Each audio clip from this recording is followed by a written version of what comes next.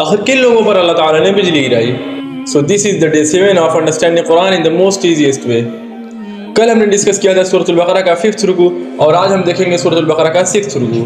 اللہ تعالیٰ بنی اسرائیل سے خطاب کرتے ہوئے کہتے ہیں کہ یاد کرو ہماری وہ تمام نعمتیں جو ہم نے تم کو عطا کی، یعنی تم کو دنیا کی ساری قوم پر فضیلت عطا کی، اور اس دن کا خوف کرو جہاں کوئی کسی کے کام نہیں آئے گا، نہ سفارش چلے گی نہ فدیہ لیا جائے گا، یعنی صرف اپنے ہی اعمال کام آئیں گے۔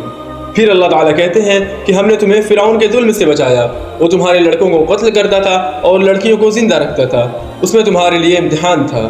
پھر اللہ تعالیٰ کہتے ہیں کہ ہم نے سمندر کو پھاڑ کر تمہیں بچا لیا اور تمہاری آنکھوں کے سامنے فرعون کے لشکر کو غرق یعنی ڈبا دیا۔ جب تمہارے نبی موسیٰ علیہ السلام 40 راتوں کے لیے چلے گئے تو پیچھے سے تم نے بچھڑے کو اپنا معبود بنا لیا۔ تم نے بہت ظلم کیا مگر اس پر بھی ہم نے تمہیں معاف کر دیا، شاید کہ تم اب شکر گزار بنو۔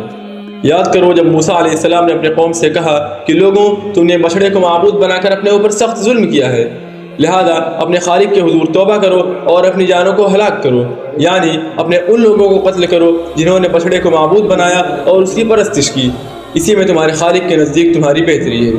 اس وقت تمہارے خالق نے تمہاری توبہ قبول کر لی، وہ بڑا معاف کرنے والا اور رحم کرنے والا۔ تم نے کہا کہ ہم تب مانیں گے جب ہم اللہ تعالیٰ کو اپنی آنکھوں سے دیکھ لیں گے، تو اللہ تعالیٰ نے تم پر بجلی گرائی اور تم سب مارے گئے۔ پھر تمہیں دوبارہ زندہ کیا گیا تاکہ تم شکر گزار بنو۔ پھر ہم نے تمہارے سر پر بادل کا سایہ کیا اور آسمان سے رزق اتارا، اور یہ حکم دیا کہ شہر میں جھک کر داخل ہونا اور لفظ حتہ کہتے ہوئے داخل ہونا، جس کے معنی بخشش کے ہیں، لیکن تم نے الفاظ کا رد و بدل یعنی ادلی بدلی کر دیا اور اللہ تعالیٰ نے تم پر عذاب بھیج دیا۔